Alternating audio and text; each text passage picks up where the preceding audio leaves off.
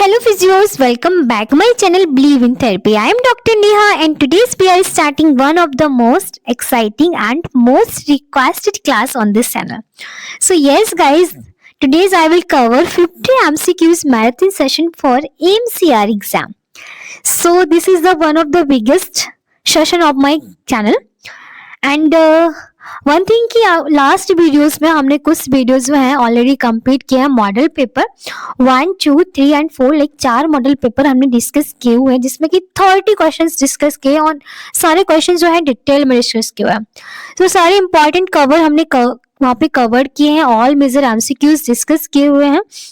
So, in this marathon class, we will solve 50 MCQs from ortho, neuro, electrotherapy, cardio, and prosthesis, orthosis, and or other major subject for a physiotherapy concept. All explanation in simple and clinical exam-oriented style. So, guys, please keep your notebook ready and stay focused because every MCQs here can be direct question in your exam.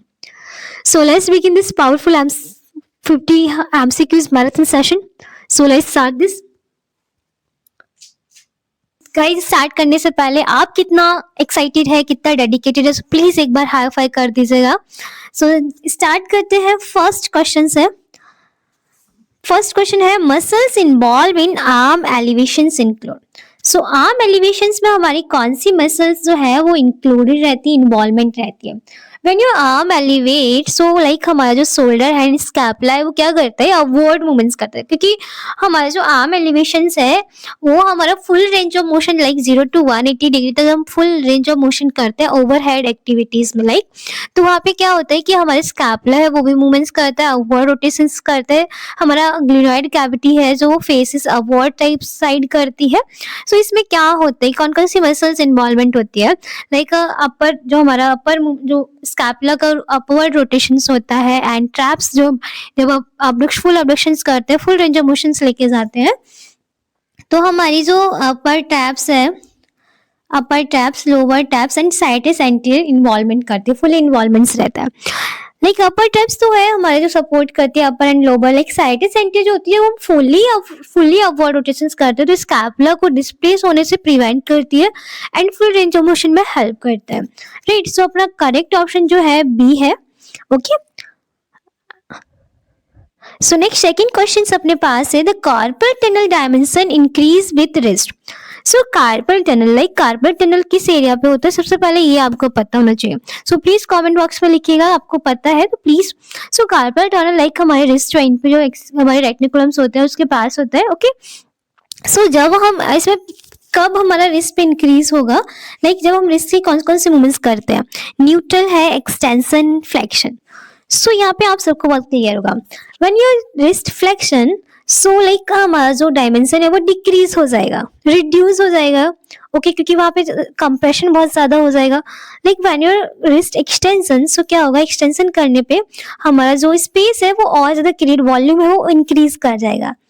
Okay, and when your neutral position like same, उसमें हमारा ना तो कम होगा ना ज्यादा होगा, कोई भी कंप्रेशन एक्सपेंडेशन होगा नहीं. बट यहाँ क्वेश्चंस में आपसे क्या पूछा गया है, इंक्रीज. ओके, सो इंक्रीज कब होगा, जब हम रिस्ट को एक्सटेंशन मूवमेंट्स करेंगे. नेक्स्ट क्वेश्चन अपने पास है थर्ड क्वेश्चन जिसमें पूछा गया है mallet finger. Mallet finger like बहुत सिंपल क्वेश्चन है. अभी स्टार्टिंग हम सिंपल से करते हैं, धीरे धीरे हम थोड़ा सा प्रोग्रेशन करते जाएंगे. लाइक जब भी हमारे जो डीआईपी जॉइंट्स होता है इसके टर्मिनल जो हमारे टेंडेंस, एक्सटेंसर टेंडेंस प्रेजेंट होते हैं, जब कोई इंजरी हो जाती है, लाइक आप कैच कर रहे हैं, बॉल कैच कर रहे हैं, तो इस कंडीशंस में क्या हुआ कि आपके डिस्टली इंजरी हो गई. जो हमारे टेंडेंस होते हैं, एक्सटेंसर टेंडेंस होते हैं जो कि हमारे लाइक फैलेंजेस को एक्सटेंशन कराने में हेल्प करते हैं. तो जब कोई इंजरी होती है तो इस कंडीशंस में देखने को मिलता है कि लाइक एवल्जन फ्रैक्चर. जब एवल्जन फ्रैक्चर होता है, एवल्जन फ्रैक्चर क्या होता है, एक चिप टाइप के हमारे टेंडेंस है वो भी फ्रैक्चर हो जाते हैं एंड उसके साथ वो जब भी हम जो मसल्स होती है वो उसे पुल कर लेती है, टेंडेंस को पुल करके रखती है, तो हमारा होता है एवल्जन फ्रैक्चर. सो मैलेट फ्रैक्चर का जो करेक्ट ऑप्शन है अपने पास है avulsion fracture of extensor tendon of distal phalanx. और अदर ऑप्शन है fracture of distal phalanx. So fracture of distal phalanx like किस टाइप का होता है, एवल्जन फ्रैक्चर्स होता है. इसमें बोनी चिप टाइप का टेंडन चिप, जो टेंडन भी उसके साथ फ्रैक्चर्ड हो जाता है.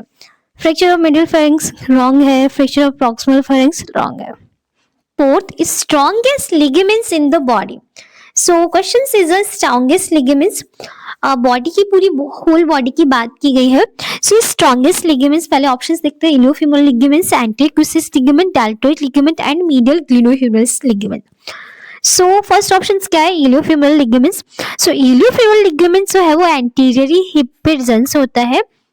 ये one of the strongest ligaments होता है अपनी बॉडी में, जो कि हमारे हाइपर एक्सटेंशन मूवमेंट्स को रजिस्ट करता है। सेकेंड ऑप्शन अपने पास है anterior cruciate ligaments. So anterior cruciate ligaments जो है वो हमारा स्ट्रॉन्ग तो होता है बट इतना ज्यादा स्ट्रॉन्ग नहीं होता है, इस पे बहुत कॉमन इंजरी हो जाती है, तो इसलिए सेकेंड ऑप्शन अपना रॉन्ग है। थर्ड ऑप्शन है डेल्टोइड। डेल्टोइड क्या है, ये सेकेंड मोस्ट स्ट्रॉन्गेस्ट लिगामेंट्स है, ओके, फर्स्ट नहीं है।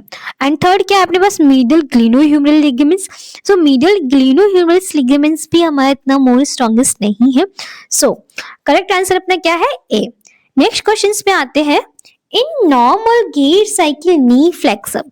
सो नॉर्मल गेट साइकिल में नी कितना फ्लेक्स करता है। सो करेक्ट आंसर क्या है अपना 60 डिग्री। ये आपको याद रखनी होंगी रेंज ऑफ मोशंस, तो करेक्ट अपना ऑप्शन है 60 डिग्री, क्योंकि ये हमारे पीक नी फ्लेक्शन होता है ड्यूरिंग अ स्विंग फेज। तो 60 डिग्री हमारा स्विंग फेज में होता है, okay. Flex knee flex up to की बात की गई है यहाँ पे। नेक्स्ट क्वेश्चन है 6, ergonomics principles suggest this. So ergonomics principles क्या क्या होते हैं, ऑप्शंस वन बाय वन देखते हैं। फर्स्ट ऑप्शन है monitoring display should be place outside peripheral limitations. जो मॉनिटरिंग डिस्प्ले होनी चाहिए वो आउटसाइड होनी चाहिए, जो भी पेरिफेरल लिमिटेशन उसके आउटसाइड होनी चाहिए। सेकंड ऑप्शन है glow in the dark disc are good for reviewing at night. Night में दोबारा से रिव्यूइंग देखने के लिए ग्लो एंड डार्क डिस्क होनी चाहिए। एंड थर्ड ऑप्शन है visual system should be prefer over auditory system. तो यहाँ पे जो क्वेश्चंस है all of the end questions में सबसे लाइक एर्गोनॉमिक प्रिंसिपल सजेस्ट क्या क्या करता है, तो वो हमसे पूछा गया है। लाइक एर्गोनॉमिक्स जो होते हैं उसमें होते क्या है कि हम जो पेशेंट्स होते हैं उनके लिए हम कितना कंफर्टेबली हम डिवाइस जो बनाते हैं जिससे कि पेशेंट्स बहुत कंफर्टेबली हो सके।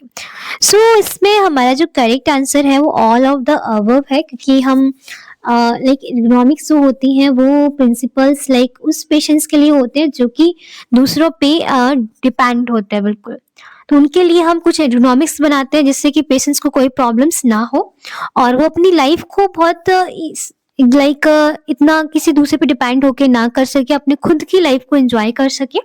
सो उसके लिए हमारे जो प्रिंसिपल है वो ये जो ऑप्शन है वो हमारे ऑल ऑफ अबव है, लाइक हमारे तीनों जो ऑप्शन है वो राइट है। सो नेक्स्ट क्वेश्चन अपने पास है 7, height of top of the work bench should be. जो हम वर्क बेंच यूज करते हैं उसकी हाइट कितना होना चाहिए, लाइक जो भी हम कंप्यूटिंग मॉनिटरिंग जो भी एज अ वर्क करते हैं तो उसके लिए हम जो टेबल यूज करते हैं उसकी हाइट कितनी होनी चाहिए हमारे एल्बो लेवल से। सो एट द एल्बो जॉइंट्स होना चाहिए या अबव द एल्बो जॉइंट्स होना चाहिए, बिलो द एल्बो जॉइंट्स होना चाहिए, ऑल ऑफ द अबव। सो क्या होता है, पहले हम थोड़ा सा मैकेनिक्स समझ लेते हैं इसके पीछे क्या होना चाहिए। लाइक एज ए फिजियोथेरेपिस्ट आपका जो वर्क है आपको पोस्चर्स मेंटेन करके रखवाना है पेशेंट्स का, कोई भी फॉल्टी पोस्चर्स नहीं होना चाहिए, ठीक है। वर्क बेंच इस टाइप से डिजाइन होनी चाहिए जिसमें कि पेशेंट्स है वो कंफर्टेबल हो सके एंड उसका जो पोस्चर है वो प्रॉपर बना रहे, मेंटेन रहे, कोई भी वर्क करने से उसको बॉडी में स्ट्रेन स्प्रेन टाइप का ना हो, कोई भी पेन लाइक इरिटेटिंग टाइप का फील ना हो, ठीक है। तो ये हमारा मेन मोटिव रहता है। So if you work bench too high like above होती है तो क्या हो सकता है, इस केस में लाइक जो वर्कर है उसको शोल्डर को रेज करके रखना पड़ेगा। When you shoulder raise then तो जो हमारे अपर बैक की जो मसल्स हैं उन पे बार बार क्या होगा, स्ट्रेन आ जाएगा, लाइक वहाँ पे जो हमारी मसल्स है पेनफुल हो जाएंगी, फैटिग हो जाएगी।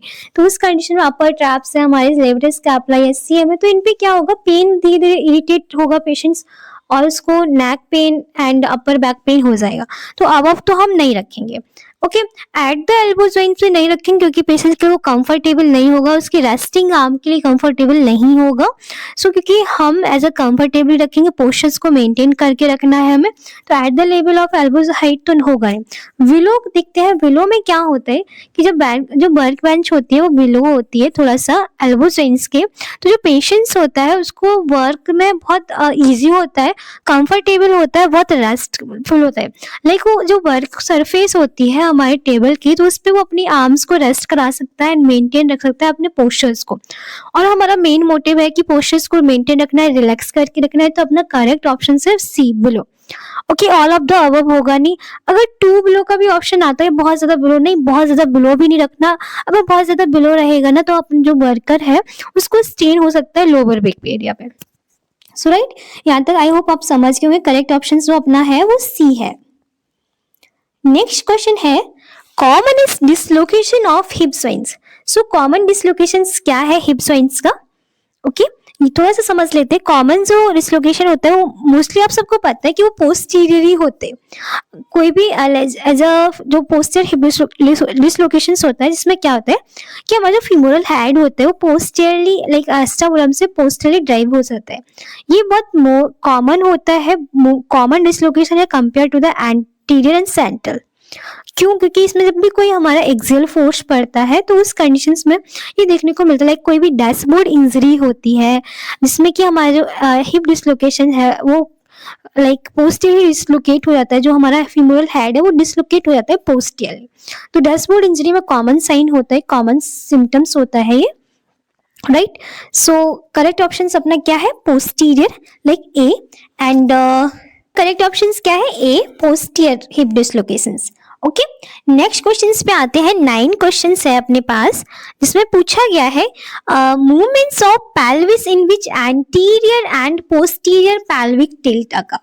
सो जब भी हमारा एंटीरियर पोस्टीरियर पेल्विक टिल्ट होता है तो उस कंडीशंस में कौन सा प्लेन एंड कौन सा एक्सिस होता है ये हमसे पूछा गया है। सो यहाँ पे थोड़ा सा लाइक जब भी हम अभी आप ट्राई कर सकते हैं anterior and pelvic posterior tilt करके, तो देख सकते हैं कि हमारा कौन सा एक्सिस एंड कौन सा प्लेन बन रहा है। ओके, तो जब भी एज अ हमारा क्या होता है कि जब भी हम कोई एंटीरियर पोस्टीरियर टिल्ट करते हैं तो उसमें क्या होता है कि लाइक रोटेशंस टाइप का होता है हमारे सजाइटल प्लेन एंड लाइक हमारे जो कोरोनियल एक्सिस है उस पे। तो कोरोनियल एक्सिस एंड सजाइटल प्लेन जो अपना करेक्ट ऑप्शन है बी है। एंड फ्रंटल प्लेन और एपी एक्सिस लाइक क्यों नहीं होगा? क्योंकि इसमें क्या होता है टिल्टिंग अराउंड होती है हमारे एंटीरियर पोस्टीरियर एक्सिस पे, not a anterior posterior tilt पे। यहाँ पे बात जो की गई है वो एंटीरियर पोस्टीरियर टिल्ट है, तो ये ध्यान रखना है आपको। ओके, सो करेक्ट ऑप्शन अपना क्या है? बी है। ट्रांसवर्स प्लेन एंड लाइक हमारा जो frontal plane and vertical axis होगा नहीं, sagittal plane and anterior posterior axis होगा नहीं, क्योंकि एक्सिस जो इस पे रॉन्ग हो जाएगी। ओके, सो करेक्ट ऑप्शन अपना क्या है? बी। नेक्स्ट 10th क्वेश्चन है identify the incorrect statement regarding pelvic femoral rhythm. So pelvic femoral rhythm क्या होता है? लाइक ये मोशंस होता है between two the femur, pelvis and trunk. तो इसमें क्या होता है थोड़ा सा इसको थोड़ा सा समझ लेते हैं। पेल्विक जो पेल्विक रिदम होता है, humeral rhythm, like hip joints पे होता है, फीमर ऑन पेल्विस पे मूव करती है एंड ये लंबो पेल्विक रीजन्स पे होता है। ओके, सो इसमें इनकरेक्ट स्टेटमेंट की बात की गई है। सो 1 बाय 1 थोड़ा सा ब्रेक कर लेते हैं। फर्स्ट जो ऑप्शन है अपने पास वो है it says it is an open kinetic chain movements। So like incorrect statement पूछा गया है, तो आई थिंक ये ओपन काइनेटिक चेन्स नहीं होता है, क्योंकि पेल्विक ह्यूमरल रिदम है जो कि हमारे फीमर ऑन अ पेल्विस पे हो रहा है और लंबो पेल्विक रीजन्स, तो ये ओपन चेन तो नहीं है। सेकंड ऑप्शन है femur, pelvis and spine work in a coordinated manner। yes is a like pelvic femoral rhythm में ये होता है कि फीमर, pelvis और स्पाइन एक साथ मूवमेंट्स करते हैं एंड इनमें main aim to increase the ROM at the hip. Yes, हमारे जो पेल्विक फीमोरल रिदम होता है उसका main aim range of motions को इंक्रीज करना ही होता है। लास्ट ऑप्शन डी है it can be considered analogous of scapulohumeral rhythm. Yes, ये हमारे same as a scapulohumeral rhythm जैसा ही होता है। स्कैपुलो ह्यूमरल रिदम में क्या होता है कि humerus on a scapulum move करते, लाइक हमारे स्कैपुलम एप्रोथोरेसिक रीजन्स पे। And the same as a pelvic humeral rhythm में क्या होता है कि femur on a pelvis move करता है लंबो पैल्विक रीजन्स पे। ओके, तो ये हमारा सेम एनालॉगस है, सेम एज अ स्कैप। तो अपने ये तीनों ऑप्शंस तो करेक्ट ऑप्शन है। यहाँ पे अपने से स्टेटमेंट जो पूछा गया है वो रॉन्ग स्टेटमेंट पूछा है, इनकरेक्ट। तो करेक्ट ऑप्शन अपना क्या है? ए, राइट। सो अब नेक्स्ट क्वेश्चन पे आते हैं अपने पास। नेक्स्ट क्वेश्चन है 11th, a sitting tightness of hamstring will cause, like जब भी आप बैठते हो और आपको टाइटनेस फील हो रही है हैम्स पे, तो वो क्या कॉज करते हैं, क्यों हो रही है, थोड़ा सा उसके बारे में समझ लेते हैं। टाइट हैमस्ट्रिंग लाइक क्या होता है, जब टाइट हैमस्ट्रिंग होगी तो वो हिप फ्लेक्शन को रेजिस्ट करेगा। When you knee to chest move करते हैं तो रेजिस्ट करेगा, आपको बहुत पेन होगा, क्योंकि उसमें क्या होता है कि हमारा जो पेल्विस है पोस्टीरियर टिल्ट हो जाता है, वो पुल करके रखता है फाइबर्स को, हमारे हैम्स के फाइबर्स को। सो जब भी आप व्हेन सिटिंग करते हैं तो उस टाइम जब भी आप हिप को फ्लेक्स करेंगे तो बहुत पेनफुल कंडीशंस रहेगी, क्योंकि हैम्स हमारी बहुत टाइट रहती है। और ये किस केस में होती है? पोस्टीरियर पैल्विक टिल्ट में होती है। पोस्टीरियर पैल्विक टिल्ट में आपको देखने को मिलेगा। सो करेक्ट आंसर अपना क्या है? B option. ओके, आगे बढ़ते हैं। नेक्स्ट अपने पास 12th क्वेश्चन है, primary symptoms of pain in de Quervain disease is all. तो यहाँ पे डीक्वारिन डिजीज के बारे में पूछा गया है और प्राइमरी सिम्टम्स पूछा गया है। तो सबसे पहले आपको, जैसे मैंने और भी वीडियो से बोला है कि सबसे पहले क्वेश्चंस को ब्रेक डाउन करो, क्वेश्चंस क्या पूछ रहा है। ओके, तो प्राइमरी सिम्टम्स की बात की गई है, यहाँ पे आपको कंफ्यूज नहीं होना है।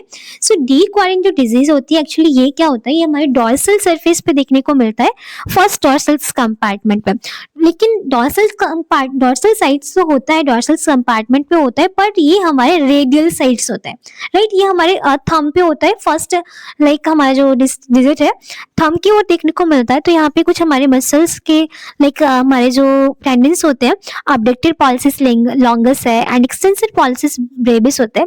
तो इस यहाँ पे बहुत ज्यादा टेंडनेस देखने को मिलती है, पेन रहता है, थंब साइड बहुत ज्यादा पेन रहता है, टेंडनेस होती है। तो उसको हम बोलते हैं डीक्वारिन डिजीज में क्या होता है, टेनोसाइनोवाइटिस हो जाता है। हमारे जो हम टेंडेंस होते हैं वो थोड़ा सा स्ट्रेच हो जाते हैं, ओके, टाइट हो जाते हैं, तो उसको हम टेनोसाइनोवाइटिस बोलते हैं। तो इस केस में रेडियल साइड पेशेंट्स को बहुत पेन होता है। तो डीक्वारिन टेनोसाइनोवाइटिस के लिए हम जो टेस्ट करते हैं वो हमारा फिंकलेनस्टाइन टेस्ट होता है। ओके, सो उसमें भी हम क्या करते हैं, रेडियल साइड थोड़ा टिल्ट करके एग्जामिन करते हैं। तो प्राइमरी सिम्टम्स ऑफ पेन जो होता है वो कहाँ पे होता है, हमारे रेडियल साइड्स। सो करेक्ट आंसर अपना है रेडियल। लाइक डॉर्सल साइड्स नहीं होता है, स्पेसिफिक डॉर्सल साइड बोला गया, डॉर्सल तो पूरा एरिया है, कोई स्पेसिफिक साइड नहीं बोला गया, तो इसलिए ये हमारा रॉन्ग ऑप्शन है। C is ulnar side. So ulnar sides नहीं होता, ये अपोजिट हो जाता है। Molar side not a molar side, क्योंकि ये प्राइमरी साइड डीक्वारिन की नहीं है। ओके, नेक्स्ट क्वेश्चन पे आते हैं। 13 क्वेश्चन है, Lisfranc amputations involve in. So Lisfranc amputations like क्या होता है, एम्पुटेशंस मींस जो रिमूव करना है, फुट को रिमूव करता है। लीज हमारा जो एक लाइक लीज फ्रैंक टाइप का जॉइंट्स भी बनता है, जो कि हमारे 4 फुट पे होते हैं। 4 फुट पे जो हमारे टार्सल्स एंड मेटाटार्सल्स होते हैं, लाइक उसके एरिया पे देखने को मिलता है कि हमारे मेटाटार्सल्स को टॉर्सल्स बोन से डिसआर्टिकुलेट कर दिया जाता है। ओके, तो ये किस जॉइंट्स पे बनता है, हमारे टार्सो मेटाटार्सल जॉइंट पे। इसमें क्या क्या होता है कि हमारे टार्सल्स को मेटाटार्सल से फोर मींस रिमूव कर दिया जाता है, लाइक जो हमारा 4 फुट है उसे एम्पुटेट कर दिया जाता है, एंड हमारा जो मिड फुट रहता है वो प्रिजर्व रहता है। सो करेक्ट आंसर जो ऑप्शन है वो डी है। क्या क्या ऑप्शंस दिए गए थे अपने पास, टीबियो फिब्युलर जॉइंट्स, तो यहाँ तो होना नहीं है। Talonavicular joints no, calcaneocuboid joint no, as a correct answer अपना क्या है, D, tarsometatarsal joint. Next question आता है 14 क्वेश्चंस में क्या पूछा गया है, ankle brachial index ABI test for. ABI test क्या होता है, एंकल ब्रेकियल इंडेक्स। तो इस टेस्ट में हम क्या करते हैं, मेजरमेंट करते हैं अपनी आर्टीरियल परफ्यूजन और वेनस रिटर्न्स का। ओके, जब हमारी एबीआई है, लाइक हमारी जो आर्टीरियल ब्रेकियल्स होती है वो उसके कंपेयर में क्या करते हैं, एबीआई इंडेक्स जो है वो हमारे सिस्टोलिक प्रेशर्स के कंपेयर में होता है, लाइक एंकल और ब्रेकियल। क्योंकि हम क्या करते हैं, एक हम जो अपने टेस्ट करते हैं जिसको लाइक ब्लड प्रेशर टेस्ट बोलते हैं, वो हम अपने ब्रेकियल्स पे करते हैं। बट ये क्या है, ये हमारा वेनस रिटर्न में टेस्ट करते हैं, तो ये हमारा एंकल ब्रेकियल साइड होता है। तो इसमें क्या होता है कि करेक्ट आंसर जो होता है arterial blood flow to the leg, कि लैग से हमारा जो करेक्ट आंसर ये है कि लैग से जो ब्लड फ्लो होता है आर्टेरियल का, उसको हम टेस्ट करने के लिए एंकल ब्रेकियल इंडेक्स चेक करते हैं। ओके, तो इसमें हम सिस्टोलिक टेस्ट करते हैं। वीनस, जो अपने पास ऑप्शंस और भी है, Venus flow, venous return of leg. So Venus flow को असिस्ट करने के लिए हम डिप्लेक्स या कोई वीनस क्लिनिकल टेस्ट करते हैं। एंड नर्व सप्लाई लेग्स पे जो उसमें क्या है, न्यूरो एग्जामिनेशन या ईएमजी की नीड होती है। वीनस रिटर्न में हमारे पास या डिप्लेक्स कलर्ड वाला होना चाहिए या कोई अदर टेस्ट होना चाहिए। लिम्फेटिक ड्रेनेज के लिए हम ये इसका यूज नहीं करते हैं। सो करेक्ट आंसर अपना है ए। नेक्स्ट अपने पास क्वेश्चन है special variable in gait cycle. So special variable actually क्या होता है, गेट पैटर्न्स का अपना मेजरमेंट करता है। इसमें कि हम लाइक हमारा जो हमने कितना वॉक किया, जो वॉक पैटर्न होता है हमारा स्टैंस एंड स्विंग फेस, जिसके जो पैटर्न्स होते हैं उसमें हम मेजर करते हैं कितना डिस्टेंस मेजर, लाइक पूरा जो साइकिल होता है हमारा साइकिल जो स्टैंस एंड स्विंग फेस का होता है, तो उसमें हम देखते हैं स्ट्राइड लेंथ कितना है, स्टेप लेंथ कितना है एंड स्टेप की विड्थ कितनी है। तो ये सारा जो मेजरमेंट करते हैं वो हमारे स्पेशल वेरिएबल में मेजर करते हैं। तो करेक्ट ऑप्शन जो है अपना डी है, all of the above. Okay, next 16 questions पे आते हैं। टेंडनो एचलिस टाइटनेस हेल्प। टेंडनो एचलिस जो टाइटनेस होती है एक्चुअली हमारे टेंडन्स पर, जो एचलिस टेंडन है उस एरिया पे होती है। तो जब टेंडनो एचलिस टाइटनेस होती है तो उस कंडीशंस में क्या होता है कि जो पेशेंट्स होते हैं उनको थोड़ा सा जो प्रॉब्लम होती है, लाइक एंकल डॉर्सिफ्लेक्सन रेंज होती है, वो बहुत पूरी तरीके से वो डॉर्सिफ्लेक्स नहीं कर पाते क्योंकि बहुत पेनफुल कंडीशंस होती है। ओके, सो जो हमारा टेंडनो एचलिस होता है वो हमारे जो मसल्स होती है ट्राइसेप्स सुराई उसमें होता है, बहुत ज्यादा पेशेंट को पेन होने लगता है। ओके, सो करेक्ट ऑप्शंस अपना क्या क्या है, पहले ऑप्शंस देख लेते हैं। Stabilize the spine, stabilize the hip, stabilize the knee, stabilize the ankle. So correct options अपना क्या है, ये स्टेबलाइज द एंकल में इसका करेक्ट ऑप्शन है। ओके, क्योंकि जो हमारा एचलिस अफेक्ट करता है लैग के मैकेनिक्स, तो नॉट अ प्राइमरी स्टेबलाइजर। तो हमारे पास जो ऑप्शंस हैं स्पाइन है, हिप एंड नी है, ये सारे प्राइमरी स्टेबलाइजर है। ओके, नेक्स्ट क्वेश्चन अपने पास है 17। Scarpa triangle is located near. So Scarpa triangle जो होता है इसको also known as femoral triangles भी बोलते हैं। आप सबको पता होगा तो ठीक है, नहीं पता है तो एक बार प्लीज कहीं पे नोट डाउन कर लीजिएगा कि Scarpa triangle also known as a femoral triangle. So femoral triangle you know सबको पता है कि अपर थाइस पे होता है। ओके, काफ नी लो तो होगा ही नहीं, थोड़ा सा यहाँ बस इतना अपर थाई पे। तो इस ऑप्शन, ये क्वेश्चंस क्या है, ये एकदम से तुरंत क्वेश्चंस देखा नहीं और आपको तुरंत आंसर्स देना है, तो इस टाइप का ये क्वेश्चन है। आई होप अब यहाँ तक क्लियर हो रहा होगा, यहाँ तक कोई प्रॉब्लम्स नहीं हो रही होगी। Okay, upper thigh groin area जो है हमारा वहां पे। नेक्स्ट 18 क्वेश्चन है which positions drain posterior basal segments of lung. So posterior basal segments like हमारा जो पोस्टीरियर लोब होता है उसको हमें ड्रेनेज करने के लिए सबसे बेस्ट पोजिशंस कौन सी होती है, क्वेश्चन से पूछा जा रहा है। सो यहाँ पे अपने पास 4 ऑप्शंस दिए गए हैं। Sitting upright, like sitting upright से तो हमारा पोस्चरल ड्रेनेज तो होगा नहीं, वो भी हमारे पोस्टीरियर लोब का। ओके, सो तो ऑप्शन रॉन्ग है, क्योंकि सिटिंग अपराइट पोजिशंस में क्या होगा, लाइक हमारा जो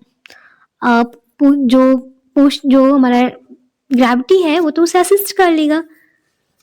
ओके, सो यहाँ से जो ड्रेनेज के चांसेस तो बिल्कुल भी नहीं है। सेकंड है supine with lag elevated. So supine position में लैग अप करके रखेंगे तो क्या होगा कि ये हमारे हेल्प करेगा एंटीरियर बेसल सेगमेंट्स के लिए बट नॉट बी पोस्टीरियर्स के लिए।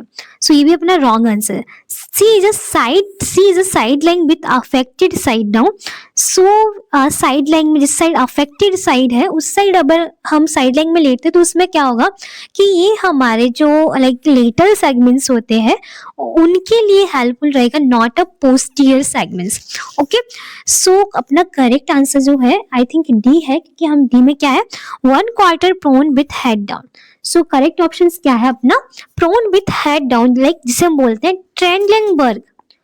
ओके, आपको पता हो तो ठीक है, नहीं तो प्लीज एक बार कहीं पे नोट डाउन कर लीजिएगा। ट्रेंडलिंगबर्ग पोजीशंस जो है वो हमारे पोस्टीरियर बेसल गैंग्लिया सेगमेंट्स को ड्रेन करने में हेल्पफुल होती है।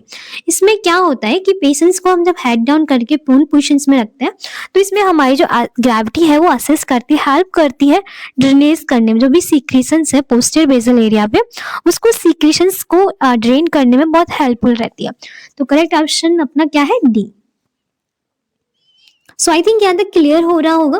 यहाँ तक हमारी जो वीडियो है वो इंटरेस्टिंग लग रही है तो प्लीज एक बार लाइक कर दीजिए, कमेंट बॉक्स में कंटिन्यू लिख दीजिए, जिससे कि हमें थोड़ा सा मोटिवेशन मिलता रहे और अच्छे से अच्छे से आपके लिए मैराथन्स क्लासेस बनाती रहूँ, मॉडल पेपर्स लेके आऊँ। जब तक हमारा एमसीआरई एग्जाम नहीं हो जाता तब तक हम फुल डेडिकेशन का डेली 30-50 से ऐसे एमसीक्यूज कवर करें, जिससे कि कोई ना कोई एमसीक्यूज आपके एग्जाम में जरूर ही होगा और ये एग्जाम ओरिएंटेड क्वेश्चन है तो बहुत हेल्पफुल होंगे आपके लिए। सो नेक्स्ट 19 क्वेश्चन है, which finding suggest pulmonary oedema. So pulmonary oedemas के लिए कौन सा क्या सजेस्ट करेंगे फाइंडिंग? क्या फर्स्ट ऑप्शन है increase breath sound, second is a increase breath sound with a crackles, third is a decrease breath sound and fourth is a no abnormal signs. So थोड़ा सा यहाँ पे सुनेंगे, पल्मोनरी एडिमा है like sound, तो pulmonary edema है तो हमारा जो साउंड होगा वो as a crackles type sound होगा, क्योंकि इसमें क्या होता है कि लंग्स में बहुत ज़्यादा सिक्रेशंस हो जाता है। तो सिक्रेशंस की कंडीशंस में जो हमारा साउंड है, जब भी आप इंस्पिरेट एक्सपिरेट करते हो तो क्रैकल्स टाइप का साउंड बनने लगता है। तो ऑप्शंस नो एबनॉर्मल साइड, तो ये तो होना ही नहीं है क्योंकि एबनॉर्मल साउंड बनने लगता है पल्मोनरी एडिमा में। जो बहुत टाइप क्रिप्टेशंस टाइप ऑस्कल्टेशन जब भी आप करेंगे लाइक स्टेथोस्कोप की हेल्प से ऑस्कल्टेट करेंगे तो आपको क्रैकल्स टाइप साउंड सुनाई देगा, जो कि हमारे ब्रीथ साउंड जो होते हैं, आपने सुना होगा ब्रोंकियल ब्रीथ साउंड जो होता है, तो उसको हम बोलते हैं, उसमें होता है क्रैकल साउंड। सो डिक्रीज ब्रीथ साउंड तो होगा नहीं क्योंकि क्रैकल साउंड जो थोड़ा सा हाई साउंड होता है, तो ये दोनों ऑप्शंस तो अपने रॉन्ग हो गए। And increase breath sound like यहाँ पे जो ब्रीथ साउंड है वो किस टाइप की है, ये हमारा विथ क्रैकल्स। यहाँ पे इंक्रीज ब्रेथ साउंड तो दिया है, बस किस टाइप का ये नहीं दिया, तो इसलिए ये रॉन्ग है। करेक्ट ऑप्शन जो अपना है B. 21 cervical rotations take place at. तो सर्वाइकल रोटेशंस में किस एरिया पे सर्वाइकल रोटेशंस होता है, जल्दी जल्दी कमेंट बॉक्स में बताइएगा, क्योंकि हम ये आंसर्स बहुत डिटेल में नहीं एक्सप्लेन करेंगे, क्योंकि आप सबको बहुत अच्छे से पता होना चाहिए। जो हमारा एटलांटो एक्सियल जॉइंट्स होता है वो सबसे ज्यादा सर्वाइकल रोटेशंस कराता है। एक्चुअली 50% सर्वाइकल रोटेशन जो है हमारा सर्वाइकल एटलांटो एक्सियल जॉइंट से ही होता है, जो भी साइड टू साइड रोटेट करते हैं। तो एटलांटो ऑसिक जो एक्सिस ज्वाइंट होता है वो हमारा C1 C2 होता है। एटलांटो ऑसिपिटल ज्वाइंट है वो हमारे फ्लेक्शन एक्सटेंशन में हेल्प करता है। Okay, not a rotations. तो C1 C2 क्या करता है, हमारे रोटेशंस मूवमेंट्स कराता है। C3 C4 ऐसा होगा नहीं, and C4 C5 is a wrong answer. So next question अपने पास है, axis of horizontal adduction and abduction in a shoulder joint. So shoulder joints का जो लाइक हम जो एडक्शन अबडक्शन करते हैं वो हॉरिजॉन्टल, यहाँ पे हॉरिजॉन्टल की बात की गई है, एडक्शन अबडक्शंस नॉर्मल नहीं है। हॉरिजॉन्टल एडक्शन अबडक्शन है, उसका एक्सिस बताना है।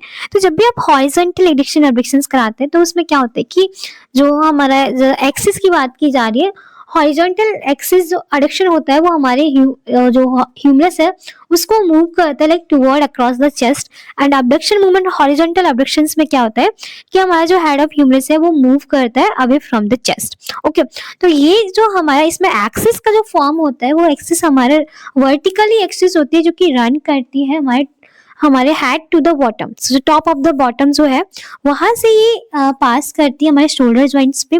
तो करेक्ट ऑप्शन जो है वो वर्टिकल एक्सिस है। ट्रांसवर्स लाइक हमारा प्लेन होता है, and frontal and sagittal axis होते नहीं है, क्योंकि यहाँ पे बात जो की जा रही है वो हमारे हॉरिजॉन्टल एडक्शन एडक्शंस की जा रही है। सो प्लीज इस टाइप का क्वेश्चंस कभी भी यहाँ पे कोई मिस्टेक्स मत करना, ये यहाँ पे नॉर्मल क्वेश्चंस आपसे नहीं पूछा जाएगा। सो नेक्स्ट क्वेश्चन है 23, sarcopenia does not occur. So यहाँ पे क्वेश्चंस में दिया है does not. Sarcopenia actually age related chronic loss of skeletal muscles mass disease है। इसमें क्या होता है कि एज के अकॉर्डिंग होता है, धीरे धीरे जैसे आपकी एज बढ़ती जाएगी आपकी स्ट्रेंथ एंड आपका मसल्स मास है वो कम होता जाएगा। सो यहाँ पे जो ऑप्शंस दिए गए हैं, diabetes patients, old age, sport injury and COPD तो does not occur. Like diabetes का जो पेशेंट्स होता है उसमें क्या होता है, बहुत एक्सेलरेट मसल्स लॉस होता है, लाइक उसका मेटाबॉलिक चेंजमेंट बहुत ज्यादा रहता है, तो उस कंडीशन में उसका जो मसल्स मास है बहुत फास्ट, इसका मसल्स मास है वो कम होता जाता है। सो ये तो डज नॉट आपसे पूछा गया है। And second is old age conditions. So old age condition में कॉमन होता है ओल्डर एडल्ट्स में। ओके तो ये भी अपना सार्कोपीनिया से रिलेट करता है। Sport injury, third option, sport injury में ये कोई भी ऐसा लाइक वहाँ पे स्पोर्ट इंजरी में ऐसे एक्चुअली कोई लॉस नहीं होता है, मसल्स एट्रोफी देखने को मिलती है, बट कोई भी age related injuries, sorry age related कोई डिजीज नहीं होती। सार्कोपीनिया जो है वो एज रिलेटेड है, तो यहाँ पे कोई ऐसा एज रिलेटेड है, कोई स्पोर्ट्स इंजरी नहीं है, तो डज नॉट भी पूछा गया है। तो करेक्ट आंसर जो अपना है वो है सी। ओके एंड सीओपीडी, सीओपीडी में भी लाइक क्रोनिक डिजीज होती है, बट ये सिस्टमैटिक इन्फ्लेमेशन प्रॉब्लम होती है यहाँ पे, not a sarcopenia. So C correct answer है अपना। नेक्स्ट 24 क्वेश्चन है। Physiotherapy treatment not to be given to spastic muscles. यहाँ पे क्वेश्चंस में क्या पूछा गया, नॉट टू बी, ओके नहीं दिया जाएगा स्पैस्टिक मसल्स में। सो एक्चुअली स्पैस्टिक मसल्स क्या होता है, जब हमारा टोन है बहुत हाई हो जाता है, increase tone as a hyperreflexia conditions, ठीक है, तो हो जाते हैं। तो अपने पास ऑप्शंस क्या क्या दिए हैं, slow passive stretch, ballistic movements, cryotherapy, reflex inhibiting postures. So यहाँ पे थोड़ा सा वन बाय वन ब्रेक कर लेते हैं। सो रिफ्लेक्स नीचे से स्टार्ट करते हैं, डाउनवर्ड्स डी से। रिफ्लेक्स इनिवेटिंग पोस्चर्स में क्या होता है कि हमारा एक टाइप का ये न्यूरो डेवलपमेंट टेक्निक्स होती है जो कि हमारे स्पैस्टिक पैटर्न्स को रिड्यूस करती है। सो रिफ्लेक्स इनिवेटिंग पोस्चर अपना करेक्ट लाइक ऑप्शन सही है, जो कि हम स्पैस्टिक मसल्स में यूज करते हैं।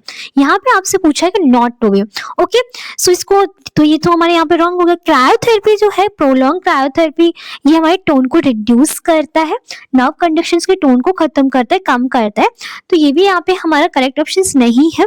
Ballistic movements like as a contraindicated होता है। जब भी आप बैलिस्टिक मूवमेंट्स कराएंगे तो इसमें क्या होगा, हमारा टोन है वो और ज्यादा इंक्रीज होता जाएगा, लाइक स्पैस्टिक हो जाएगा, क्योंकि बैलिस्टिक मूवमेंट होता है वो फास्ट होता है, जिसमें कि हमारा टोन है वो और ज्यादा बढ़ जाता है। तो स्पैस्टिसिटी के केस में हम क्या करते हैं, बैलिस्टिक मूवमेंट्स को अवॉइड करते हैं, राइट। सो ये हमारा करेक्ट ऑप्शन हो गया C B. Slow passive stretch तो हमारे टोन को कम ही करेगा। सो करेक्ट ऑप्शन अपना क्या है, बी। नेक्स्ट 25 क्वेश्चंस अपने पास है। Orthosis prescribe for idiopathic scoliosis. So यहाँ पे idiopathic scoliosis like scoliosis idiopathic ही होता है, उसका कोई कॉज क्लियर नहीं होता है। तो यहाँ पे ऑप्शंस अपने कौन कौन से ऑर्थोसिस दिए गए हैं, Boston brace, Milwaukee brace, S brace and Taylor brace. तो यहाँ पे जो ब्रेस दिए वो सारे बहुत अच्छे हैं, मीन्स लाइक अच्छे का मीन्स कि ये क्वेश्चन इनसे बनते हैं, तो प्लीज यहाँ पे टेक योर स्क्रीनशॉट, कहीं पे भी नोट डाउन कर लीजिएगा। इन चारों ब्रेस को बहुत अच्छे से पढ़ लेना। जो वेस्टर्न ब्रेस होता है बहुत अच्छा होता है, गुड है, लाइक हम इसका यूज करते हैं लोअर थोरेसिक लंबर कर्व के लिए। Western brace is useful for scoliosis, but यहाँ पे हमारे पास मिलवॉक ब्रेस भी दिया गया है। दोनों ही ब्रेस जो है हम स्कॉलियोसिस के केस में यूज करते हैं, पर अपने से यहाँ पे ऐसा भी नहीं पूछा गया कि वन ऑफ द मोस्ट कौन है। सो दोनों ही हम ब्रेस यूज करते हैं। अब थोड़ा सा इनमें डिफरेंस समझ लेते हैं। वेस्टर्न ब्रेस जो होते हैं वो हम लोअर थोरेसिक लंबर कर्व के लिए यूज करते हैं, एंड जो मिलवॉक ब्रेस होता है ये हमारा क्या होता है, लाइक हम इसको अपर के लिए यूज करते हैं, अपर थोरेसिक रीजन के लिए करते हैं। ओके सो ये दोनों डिफरेंस होता है, डिपेंड करता है कि स्कॉलियोसिस लाइक पोस्चर किस टाइप का है, थोरेसिक एरिया का है या लंबर कर्व है। ओके एंड एस ब्रेस ये हमारा इडियोपैथिक स्कॉलियोसिस के लिए यूज नहीं करते हैं, एंड टेलर ब्रेस भी हम यहाँ पे लाइक ऑर्थोसिस कंडीशंस में यूज नहीं करते हैं इसको। ओके तो ये एज अ कोई भी थोड़ा सा कास्टिंग टाइप से यूज करते हैं, इमोबिलाइजेशन के लिए यूज करते हैं। तो प्लीज एक बार ये सारी बेस है वो डिटेल में पढ़ लीजिएगा, यहाँ पे हम डिटेल में एक्सप्लेन नहीं कर पाएंगे। तो करेक्ट आंसर जो अपना है वो मिलवॉक भी है, वेस्टर्न भी है। अब दोनों की बात की जाए तो वन ऑफ द मोस्ट जो है वो हमारा मिलवॉक ही होता है। ओके सो करेक्ट ऑप्शन अपना बी है। नेक्स्ट 26 क्वेश्चन है, impairment not present in a child with a Duchenne muscles dystrophy. So यहाँ पे डेक्न मसल्स डिस्ट्रॉफी की बात की जा रही है, जो कि कॉमन जो है बच्चों में देखने को मिलता है। ये इसमें क्या होता है, प्रॉक्सिमली वीकनेस देखने को मिलता है, लाइक हमारी जो मसल्स है धीरे धीरे एट्रोफी की ओर चली जाती है। ओके, तो नॉट प्रेजेंस की बात भी यहाँ पे की जा रही है in a child with Duchenne muscles dystrophy. Okay, so options देखते हैं, Meryon sign, Gower signs, Carnett sign and pseudo hypertrophy. Okay, so यहाँ पे मेर्जन साइन जो होता है यूजली हम इसको पार्किंसंस में यूज करते हैं। लाइक यहाँ पे ये हमारा नॉट अ डीएमडी का केसेस में नहीं यूज करते हैं, बट एक टाइप का ये हमारा न्यूरोमस्कुलर इश्यूज होता है। सो यहाँ पे कुछ साइन जो होते हैं मसल्स एट्रोफी के मेर्जन साइन में देखने को मिलते हैं। Second is a Gower science. Gower science जो होता है ये हम एक्चुअली डीएमडी में यूज करते हैं, गॉर साइन हमारा यूज होता है इसमें। ओके, तो यहाँ पे गॉर साइन जो है यूज होता है लाइक हमारे वीकनेस के लिए, प्रॉक्सिमल वीकनेस के लिए। बट जो क्वेश्चन है अपने से क्या पूछ रहा है, not a present in a child. Okay, not दिया गया है। सो मेर्जन साइन भी हम यूज करते हैं मसल्स वीकनेस के लिए, लाइक जब मसल्स वीकनेस होती है पार्किंसंस के पेशेंट्स में, तो हम उसको ग्लैबुलर टैप करते हैं, तो वहाँ पे muscular weakness like muscles puffy type देखने को मिलती है, वहाँ पे भी प्रॉक्सिमल वीकनेस होती है। गॉर साइन में भी प्रॉक्सिमल वीकनेस होती है। कार्निक साइन, सो कार्निक साइन एक्चुअली ये हमारा मैनेंजियल का केसेस में हम टेस्ट करते हैं, मैनेंजाइटिस के पेशेंट्स में कार्निक साइन को यूज करते हैं, नॉट एट डीएमडी केसेस। तो करेक्ट ऑप्शन अपना क्या है, Karnik science. Okay, pseudo hypertrophy, like pseudo hypertrophy में क्या होता है, इसमें हमारी मोस्टली हमें काफ पे देखने को मिलती है। इसमें हमारी जो सेल्स है वो और ज्यादा डेप्थ, लाइक हाइपरट्रॉफी होती है मस्कुलर और ज्यादा देखने को मिलती है, बल्क बढ़ जाता है। ओके, सो करेक्ट ऑप्शन अपना क्या है, सी।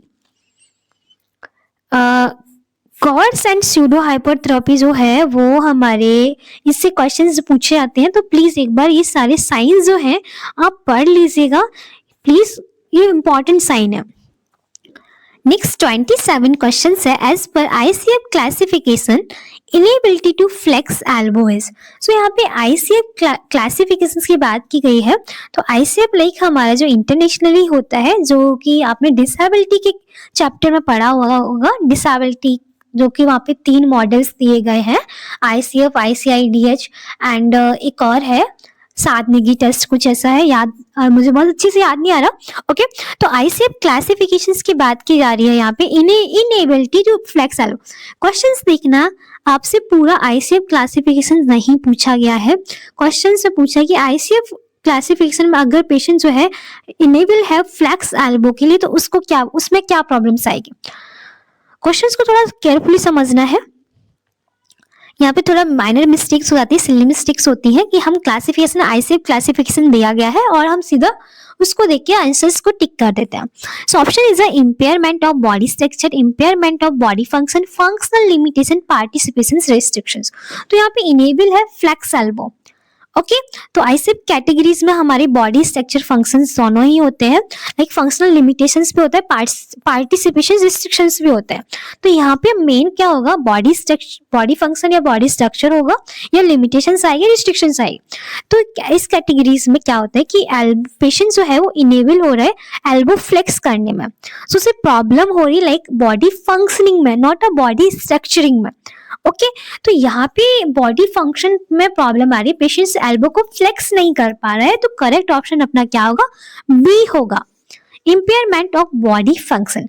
नॉट ए स्ट्रक्चर में कोई प्रॉब्लम नहीं है, कोई भी फंक्शनल लिमिटेशंस पेशेंट्स को नहीं आएंगी, क्योंकि वो एक्टिविटी कर पाएगा, एज अ वो फीलिंग कर पाएगा। ओके, डी क्या है, पार्टिसिपेशन रिस्ट्रिक्शन, तो ये हमारा सोशली होता है, बट इसमें पेशेंट्स को सोशली कुछ प्रॉब्लम्स नहीं आएगी, वो अटेंड कर सकेगा, लाइक क्योंकि पार्टिसिपेशन रिस्ट्रिक्शंस क्या होता है, कोई भी स्कूल है, वर्क या पार्टी है, उसमें पेशेंट्स जाता नहीं है, रिस्ट्रिक्शंस होते हैं उसके लिए, लाइक हैंडीकैप जो पर्सन्स होते हैं, रिस्ट्रिक्शंस कुछ नहीं, बस वो पेशेंट्स को मोटिवेट नहीं होता है इतना कि वो उन सारी चीज़ों को फेस कर सके।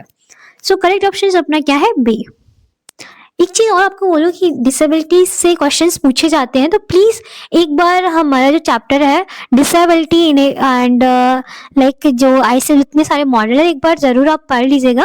आपको हमारे चैनल पे वीडियोस भी मिल जाएंगे, तो वहां से भी आप जाके पढ़ सकते हैं। नेक्स्ट 28 क्वेश्चंस है, therapeutic effect of kinesiotaping is because of its effect on. तो यहाँ पे जो क्वेश्चन से पूछा गया therapeutic effect of kinesiotaping. Kinesiotaping जो होती है एक्चुअली यूज करते हैं हम इसको, मल्टीपल मैकेनिज्म होते हैं, इसको यूज करते हैं रिस्ट्रिक्शंस के लिए। कोई थोड़ा सा भी स्ट्रेस पेन हुआ है तो इस कंडीशन में थोड़ा लिमिटेशंस कर देता है, पेन फ्री रहता है कुछ देर के लिए, कि हमारे मूवमेंट्स को बना के रखता है। Like sport injury most common हम इसको यूज करते हैं। सो यहाँ पे therapeutic effect because it's effect on, तो यहाँ पे सबसे ज्यादा कहाँ पे इफेक्ट आएगा, ऑप्शंस देख लेते हैं। Epidermis, fascia, lymphatic and circulatory system and all of the above. So अपना D is a correct option, क्योंकि एपिडर्मिस पे भी हम एपिडर्मिस पे भी इफेक्ट पड़ेगा, फेशिया पे भी पड़ेगा, लिम्फेटिक एंड सर्कुलेटरी सिस्टम्स पे भी पड़ेगा। तो करेक्ट ऑप्शन अपना क्या है, डी। तो आई थिंक यहाँ तक क्लियर हो गया होगा। प्लीज यहाँ तक आपको वीडियो बहुत हेल्पफुल लग रहा है, तो इन्फॉर्मेटिव लग रहा है, प्लीज लाइक कर दीजिए वीडियोस को और अपने दोस्तों तक भी शेयर कर दो, जिससे कि उनका भी कोई भी स्किप ना हो कुछ भी चीजें, और उन तक भी ये नॉलेज पहुंचती रहे, प्रिपरेशन धीरे धीरे वो भी करते रहे। ओके, एंड नेक्स्ट 29 क्वेश्चन है, therapeutic effects of cryotherapy in pain relief. So यहाँ पे क्रायोथेरेपी का हम यूज करते हैं एक्यूट इंजरी में पेन को रिड्यूस करने के लिए, इन्फ्लेमेशंस को कम करने के लिए, राइट। सो यहाँ पे इफेक्ट क्या है, पेन रिलीफ में क्या करता है, एक्चुअली ये क्या करता है, जो हमारे पेन फाइबर्स होते हैं, पेन कंडक्शंस होते हैं, उनको ये ब्रेक कर देता है, नर्व फाइबर्स होते हैं उनको रिड्यूस कर देता है, जिससे कि पेन हमारे ब्रेन तक सिग्नल लेके नहीं जाता है। तो ऑप्शंस क्या क्या है, muscles fibre activations, reduction in conduction velocity of nerve fiber, increase sensitivity of a nerve fiber, increase blood supply। तो blood supply में कोई काम नहीं आता, क्योंकि ये क्रायोथेरेपी वेजो कंस्ट्रिक्शंस का काम करता है। ओके, सेंसिटिविटी नर्व फाइबर की इंक्रीज नहीं करता, लाइक डिक्रीज कर देता है, जिससे कि पेन कम लगता है। मींस करेक्ट आंसर जो अपना है बी है, reduce the conduction velocity of nerve fibre. Okay, right. And A अपना मसल फाइबर एक्टिवेशंस नहीं करता है। सो करेक्ट ऑप्शंस क्या है, B. Next 30, phase 3 what parameter is used for exercise prescription based on stress test। सो यहाँ पे फेज 3 लाइक जो हमारा स्ट्रेस टेस्ट में हम करते हैं, लाइक हमारा कार्डियोवास्कुलर टेस्ट होता है। सो कार्डियोवास्कुलरिंग में हम टेस्ट करते हैं, और ये कहाँ है, फेज 3 हो रहा है। सो फेज 3 हम एक्चुअली कब करते हैं, जब कार्डियक रिहैब फेज होता है, जिसमें कि स्ट्रेस टेस्ट चेक करते हैं, लाइक जो ट्रेडमिल पे हम टेस्ट करते हैं। ओके, सो ये इसमें क्या होता है कि हमारा जो हार्ट का रेट होता है वो इंक्रीज कर जाता है, क्योंकि यहाँ पे फेज 3 की बात की गई है। 3 टाइप के फेज होते हैं, phase 1, phase 2 and phase 3। Phase 3 तक पेशेंट जाते जाते उसका हार्ट रेट है वो मैक्सिमम हार्ट रेट तक पहुंच जाता है। ओके, तो यहाँ पे अपने पास क्या पूछा गया, कौन सा parameter, what parameter used for exercise prescription based on इस टेस्ट। सो इस बेस्ड ऑन इस टेस्ट जो हमारा फेज 3 में होता है, करेक्ट ऑप्शन अपना क्या है, मैक्सिमम हार्ट रेट। ओके, सो क्यों होता है, क्योंकि फेज 3 तक पहुंचते पहुंचते हार्ट रेट है वो हमारी हाई हो जाती है। लाइक स्ट्रेस टेस्ट जो होता है वो फेज 3 में इसकी जो इंटेंसिटी है वो बहुत हाई हो जाती है। तो ये डिस्क्राइब किया था, बहुत सेफ एक्सरसाइज होती है, जो हमारी हार्ट रेट है वो मैक्सिमम हार्ट रेट होते हैं। फर्स्ट ऑप्शन जो अपने पास था resting heart rate. So resting heart rate जो है वो हमारा बेसलाइन है, not a stress test parameter. Okay, ये फेज 1 में ही देखने को मिलता है। And second is a blood pressure change. Yes, blood pressure change होता है, क्योंकि जैसे जैसे हमारी हार्ट रेट बढ़ती जाएगी हमारा ब्लड प्रेशर भी चेंज होगा, मॉनिटर्ड होगा during a stress test, but ये प्राइमरली नहीं होता है। Okay, so is the wrong answer. 6 minute walk test as a functional test होता है, not a stress test parameter. So यहाँ पे स्ट्रेस टेस्ट पैरामीटर की बात की जा रही है, तो करेक्ट ऑप्शन अपना डी है। सो नेक्स्ट क्वेश्चन है 31, positive Trendelenburg sign does not occur. So यहाँ पे क्वेश्चंस में पूछा गया है आपसे कि ट्रेनलिंगबर्ग साइन जो है वो कब नहीं देखने को मिलता है, तो यहाँ थोड़ा सा कंफ्यूज नहीं होना है, डज नॉट आपको दिया गया है। तो ऑप्शंस क्या क्या है अपने पास, कॉक्सा वेरा, यस, कॉक्सा वगैरह क्रिएट कर सकता है ट्रेंडिंगबर्ग गेट। एक्चुअली ट्रेंडिंगबर्ग गेट होता क्या है, हमारा जो जब abductor मसल्स होती है, हिप abductor मसल्स, लाइक जिसमें कि हमारी ग्लूटस मीडियस एंड मिनिमस आती है, जब वो वीक हो जाती है तो उस कंडीशन में क्या होता है कि वन साइड हमारा अनसपोर्टेड साइड हमारा हिप है वो ड्रॉप कर जाता है। ओके, तो उसको बोलते हैं ट्रेंडिंगबर्ग गेट। गेट पैटर्न हमारा चेंज हो जाता है। तो कॉक्सा वगैरह के केस में क्या हो सकता है, मे बी कॉक्सा वगैरह में हमारा जो abductor का मैकेनिज्म है वो अल्टर्ड हो जाए, तो मे बी प्रोड्यूस कर सकता है ट्रेंडिंगबर्ग गेट। ओके, सेकेंड ऑप्शन है पैरालिटिक हिप अडक्टर्स। सो पैरालिटिक हिप अडक्टर्स की बात की जाए तो ये हमारा ट्रेंडिंगबर्ग से कोई भी रिलेट नहीं करता है, तो करेक्ट ऑप्शन अपना बी है। Okay, and next is C क्या है, erector spinae hypertrophy. So erector spinae hypertrophy like ये हमारे बैक एक्सटेंसर मसल्स होते हैं, और यहाँ पे हाइपरट्रॉपी बात की जा रही है, तो ये भी हमारे हिप एब्डक्टर्स की वीकनेस से रिलेट नहीं करता है, तो ये भी हमारा एक टाइप से करेक्ट ऑप्शन है। दोनों ही हमारे करेक्ट ऑप्शन है। And D is a congenital hip dislocations. So congenital hip dislocations में भी मे बी क्रिएट ट्रेंडिंगबर्ग हो सकता है, क्योंकि यहाँ पे वीकनेस हो जाती है, अबडक्टर डिसफंक्शंस हो जाएगा, तो पॉजिटिव साइंस देखने को मिलेगा। क्वेश्चन में पूछा गया था कि पॉजिटिव साइन नहीं देखने को मिलेगा, तो पैरालिटिक हिप अडक्टर्स में भी नहीं देखने को मिलेगा, और इरेक्टर स्पाइनी हाइपरट्रॉपी का भी कोई भी रिलेशन हमारे अबडक्टर मसल से नहीं है। ओके, दोनों ही राइट आंसर्स है। नेक्स्ट 32 क्वेश्चंस है। नेक्स्ट 32 क्वेश्चंस है, to strengthening hip adductors in supine suspension hook is placed. Supine positions में हिप एडक्टर्स की जब हम स्ट्रेंथनिंग कराएंगे तो उस टाइम हमारा जो सस्पेंशन हुक है वो कहाँ पे होगा। Like suspension therapy, you know, आपने एक्सरसाइज थेरेपी में अच्छे से पढ़ा होगा। सस्पेंशन थेरेपी क्या होती है, बहुत लेस एफर्ट के साथ हमारे मूवमेंट्स को ईजिली कराती है। लाइक स्ट्रेंथनिंग के लिए हम इसको यूज कर सकते हैं, रेंज ऑफ मोशंस के लिए यूज कर सकते हैं। तो ये हमारे एक्सिस एंड वर्टिकल टाइप का होता है, एंड एक होता है हमारा फलक्रम टाइप का, जो कि ऑसिलेटरी होता है। सो 3 टाइप से हमारा सस्पेंशन थेरेपी होते हैं। तो यहाँ पे हम क्या करते हैं, जब भी किसी मसल्स की स्ट्रेंथनिंग को इंक्रीज करना है, स्ट्रेंथ बढ़ाना है, तो हम उसके ज्वाइंट के एक्सिस पे वर्क करते हैं। ओके, तो यहाँ पे जो हमारा सस्पेंशन हुक है वो भी हमारे ज्वाइंट एक्सिस पे वर्टिकली होगा। सो ऑप्शंस क्या क्या है, above knee joints, medial to knee joint, lateral to hip joints and none. Okay, तो यहाँ पे क्या होता है कि जो हमारे लाइक जो हमारा मसल्स है जहाँ से ऑरिजिन हो रही है, तो वो हमारा एरिया है, मीन्स वहाँ से अगर हम अपनी वर्टिकल एक्सिस रखेंगे तो हमारी स्ट्रेंथ को और अच्छे से इम्प्रूव कर पाएगा। तो अबव नी ज्वाइंट तो नहीं होगा, क्योंकि हमें यहाँ पे हिप ज्वाइंट्स भी दिया गया है, तो हमारा जो हिप जो अडक्टर मसल्स है उसका जो लाइक जो एक्सिस होगा वो हमारे हिप ज्वाइंट्स पे होगा। तो यहाँ पे मीडियल टू नी ज्वाइंट्स भी हमारा रॉन्ग है, अबव नी ज्वाइंट भी रॉन्ग है, नन भी नहीं होगा, लेटर टू हिप ज्वाइंट्स और अबव टू हिप ज्वाइंट्स हो सकता है। सो करेक्ट आंसर अपना क्या है, सी है, लेटर टू हिप ज्वाइंट होगा, क्योंकि जिस जगह से हमारे मसल्स ऑरिजिन हो रही है वहां पे हम जब वर्टिकल एक्सिस रखेंगे तो स्ट्रेंथ को इम्प्रूव करेगा। और यहाँ पे हम एक बार लाइक यूज कर सकते हैं अबव हिप ज्वाइंट्स। ओके, तो ये भी हम यूज यहाँ पे कर सकते हैं कि हिप ज्वाइंट्स के अबव होगा, तो वहां पे भी आप उसके थ्रू भी आप हिप अडक्टर की स्ट्रेंथ को इंक्रीज कर सकते हैं। नेक्स्ट 33 क्वेश्चंस है, cause of atonic bladders. Atonic bladder की बात की जा रही है। एटॉनिक ब्लैडर मीन्स होता है कि हमारा जो टोन है वो बहुत रिड्यूस हो है, like flaccid bladder. Okay, means muscles जो है हमारी जो बहुत वीक हो गई है। तो एटॉनिक ब्लैडर में क्या होता है कि हमारा जो ब्लैडर है वो फ्लैसिड ब्लैडर हो जाता है, विथ हमारे डिट्रूजर जो है मसल्स वो बहुत पुअर कॉन्ट्रिक्शंस हो जाता है।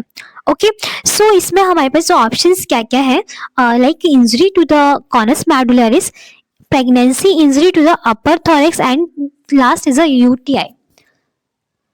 सो conus medullaris, pregnancy and upper thoracic core and UTI. So यहाँ पे क्या होता है, प्रेगनेंसी में लाइक इतना ज्यादा फ्लैसिड ब्लैडर नहीं होता है। मोस्टली क्या होता है यहाँ पे थोड़ा सा जो वुमेन्स होती है वो होल्ड नहीं कर पाती यूरिन की, थोड़ा सा वीकनेस हो जाती है, बट ये नहीं कह सकते कि एटॉनिक ब्लैडर हो। अपर थोरेसिक कोल्ड इंजरी में हमारे थोरेसिक एरियाज के लिए ही प्रॉब्लम आएगी, नॉट अपने लाइक ब्लैडर के। ओके, तो ये भी हमारा रॉन्ग है। यूटीआई के केस में हमारा जो ब्लैडर है वो एटोनिक नहीं होगा। तो करेक्ट जो आंसर है वो injury to the conus medullaris. Conus medullaris पे जब इंजरी होती है तो डायरेक्ट कॉज करता है हमारे पैरासिम्पैथेटिक को, जो कि जिससे कि हमारा टोन है ब्लैडर का वो डिसरप्टेड हो जाता है। राइट, सो करेक्ट आंसर अपना क्या है? ए। नेक्स्ट 34 क्वेश्चन है, anterior cruciate ligaments injury is tested by. So anterior cruciate ligaments को टेस्ट करने के लिए आप सबसे ज्यादा कौन सा टेस्ट यूज करते हैं? स्पेशल टेस्ट की यहाँ पे बात की जा रही है। तो ये क्वेश्चन भी बहुत कॉमन क्वेश्चन है, बहुत बार पूछा जाता है। तो यहाँ पे अपने ऑप्शन है Lachman test, pivot shift test, anterior drawer test and McMurray test.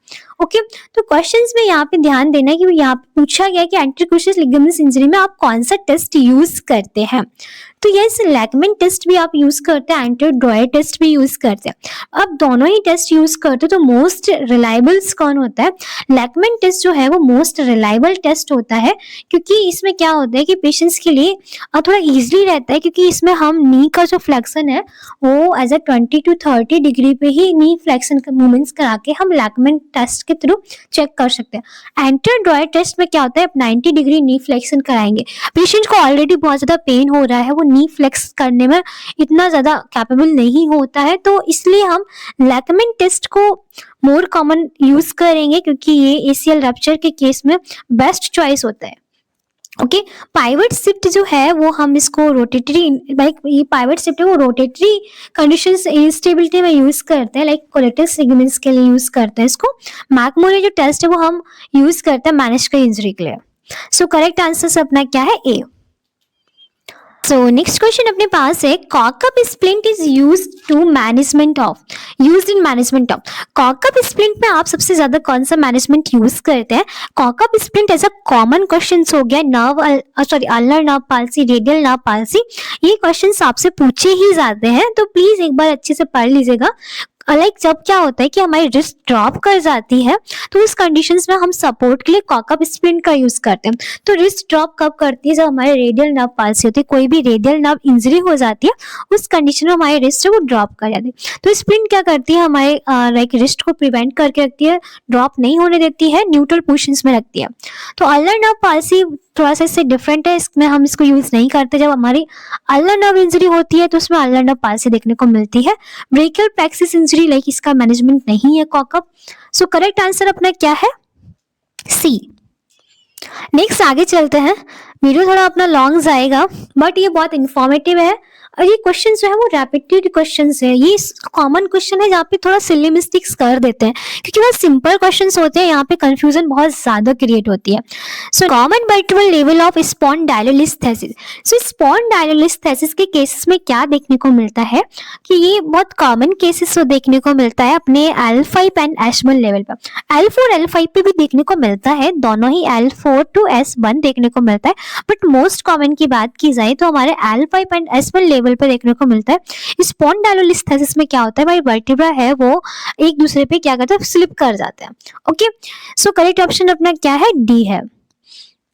आगे चलते हैं, ये भी कॉमन क्वेश्चन है, ये भी बहुत बार पूछा जाता है। Root of spine of scapula corresponding. So root of spine actually ये क्या है, एनाटॉमिकल लैंडमार्क है।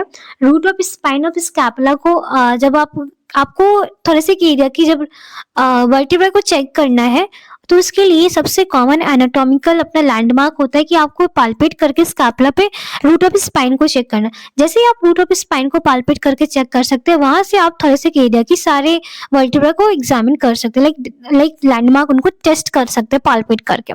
सो रूट ऑफ स्पाइन जो स्कैपुला की होती है वो कॉमन T3 पे देखने को मिलती है। ओके, सो एक एनाटॉमिकल लैंडमार्क होता है ये। सो करेक्ट ऑप्शन अपना क्या है? सी। नेक्स्ट क्वेश्चन है 38, with an abductions deformity of hip on the same side of the limb will be। तो सेम साइड लिम्ब क्या होगा, जिस साइड abductions deformity हुई है उस साइड आपको क्या देखने को मिलेगा? तो लाइक abductions deformity होती है, abductions weakness लाइक टाइप की कोई भी डिफॉर्मिटी हुई तो उसमें क्या होता है, पेशेंट जो है लाइक उसको कंपेंसेट करने के लिए दूसरी साइड पेशेंट है वो मूव कर जाता है, राइट। सो इसमें देखने को क्या मिलता है कि जिस साइड डिफॉर्मिटी हुई है उस साइड पेशेंट्स को शॉर्टनिंग देखने को मिलती है, एपरेंट शॉर्टनिंग। दो टाइप की हमारी लेंथ, लाइक हम लेग लेंथ डिस्क्रिपेंसी आपने पढ़ा होगा, तो उसमें आपने पढ़ा होगा लेंथ, लेग लेंथ। तो लेग लेंथ दो टाइप से होती है, ट्रू लेंथ होती है, एपरेंट लेंथ होती है। सो नेक्स्ट क्वेश्चन अपने पास है 39। A 2 years child with spinal cord injury at L4 functional classifications will be able to. तो जो एक बच्चा है 2 साल का है जिसका स्पाइनल कॉर्ड इंजरी हुआ है, एट द लेवल क्या है हमारा L4 लेवल है। तो L4 means as a like L4 level जो होता है हमारे क्वाड्रिसेप्स के लिए होता है, लाइक नी एक्सटेंशन मूवमेंट्स के लिए, राइट। सो L3 L4 हमारे क्वाड्रिसेप्स के लिए। सो L4 लेवल पे कोई स्पाइनल कॉर्ड इंजरी हुई है तो जो बच्चा है वो किस चीज के लिए एबल है, लाइक हम स्पाइनल कॉर्ड इंजरी जो होती है वो क्लासिफाई करते हैं ACI स्केलिंग के थ्रू। सो ACI स्केलिंग के थ्रू उसमें हम डोमेटम्स मायोटम्स चेक करते हैं and level at the level कौन सा है उसको हम पता करते हैं। तो एट द लेवल हमारा L4 है जो कि हमारा ACI स्केलिंग के थ्रू है। तो इसमें हम जो पेशेंट्स है, जो बच्चा है, उसको क्या यूज करेंगे, walk with HKFO, walk with KFO, walk with AFO, will need a wheelchair if a patients like quadriceps extension उसका प्रिजर्व है, ठीक है। तो मीन्स क्या है कि हम उसको हिप जॉइंट्स पे तो AFO जो वॉकिंग है वो यूज तो करेंगे नहीं, लाइक हम उसको हिप जॉइंट पे कोई भी ऑर्थोसिस तो देंगे नहीं, राइट। क्योंकि HKFO एंड KFO में क्या होता है, हायर लेवल का होता है। सो करेक्ट आंसर जो इसका होगा वो हमारा AFO होगा क्योंकि उसका नी प्रिजर्व है। Okay, so as a ankle foot orthosis हम उसको देंगे क्योंकि एट द अबव सारे फंक्शन हमारे नॉर्मल फंक्शंस है। तो AFO का ऑर्थोसिस यूज करके हम उसको फिर से उसकी लाइफ को रिगेन कर सकते हैं। ओके, सो करेक्ट आंसर अपना C है। नेक्स्ट क्वेश्चन है 40। Peroneus longus muscle supplied by nerve is. So, Peroneus longus is the innervations from a L5 and S1 root. L5 S1 root mostly क्या होता है वहां से ये इनरवेट होती है। ओके, सो मसल्स पेरोनियस लॉन्गिस मसल जो होती है वो सप्लाई क्या मूवमेंट्स कराती है, लाइक हमारा डोर्सिफ्लेक्शन मूवमेंट्स कराती है। सो इसका करेक्ट आंसर अपना क्या है, L4 L5 S1। सो ये इसका करेक्ट आंसर है। ओके, सो नेक्स्ट आगे बढ़ते हैं क्योंकि ये थोड़ा सा हमारा जो वीडियो बहुत लॉन्ग होता जा रहा है, सेशन बहुत लॉन्ग हो रहा है, तो थोड़ा सा इसको सॉर्ट करते हैं एंड आगे जल्दी जल्दी थोड़ा बढ़ता है। 41 क्वेश्चन है presence of anosmia suggest damage to cranial nerve. So anosmia means क्या होता है, व्हेन जो पर्सन्स होता है लॉस ऑफ स्मेल हो जाती है, लाइक लॉस ऑफ स्मेल जो होती है वो हमारे क्रेनियल नर्व फर्स्ट जो है लाइक ऑल्फैक्टी नर्व है, जब उसमें इंजरी हो जाती है तो जो पेशेंट्स होते हैं उनको सांस लेते हैं तो किस टाइप का स्मेल है वो क्लियरली नहीं समझ पाते, उसको बोलते हैं एंसोमिया। तो करेक्ट आंसर अपना A है, लाइक फर्स्ट क्रेनियल नर्व ही अपनी ऑल्फैक्टी नर्व इसके लिए रिस्पॉन्सिबल होती है। ऑल्फैक्टी नर्व डैमेज हो जाएगी तो पेशेंट जो है वो एंसोमिया हो जाएगा। नेक्स्ट क्वेश्चन है 42 muscles which not a rotator cuff muscles. तो यहाँ पे क्वेश्चंस में दिया गया है not, so rotator cuff muscles में कौन नहीं होगा, ऑप्शंस क्या क्या है, deltoid, supraspinatus, infraspinatus and subscapular. So correct answer अपना A है। आप सबको पता है क्योंकि रोटेटर कफ मसल जो होती है मानी सिट्स होती है। ओके, सो नेक्स्ट क्वेश्चंस पे आगे बढ़ते हैं। 43 क्वेश्चंस है the key principles not relating to CSR, sorry यहाँ पे CBR है, ओ सॉरी, लाइक ये CBR होते community based rehabilitations. So community based rehabilitations किसका प्रिंसिपल, ये इसमें से कौन सा प्रिंसिपल्स नहीं है उसका, तो ये देखते हैं। सो फर्स्ट ऑप्शन है equality, social justice, integration and legal issue. Community based rehabilitations के लिए बहुत इंपॉर्टेंट है इक्वालिटी होना।